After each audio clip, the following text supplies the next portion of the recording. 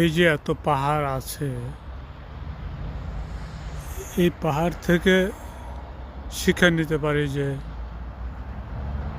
আমাদের যে ভূমি, সমতল ভূমি, সেই সমতল ভূমির মতোই মাটির পাহাড়।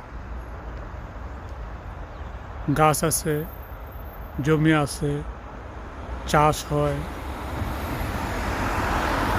মানুষের বসতি হয়, রাস্তা হয়, সব কিছু হয়। এটা অবাক করতে পারে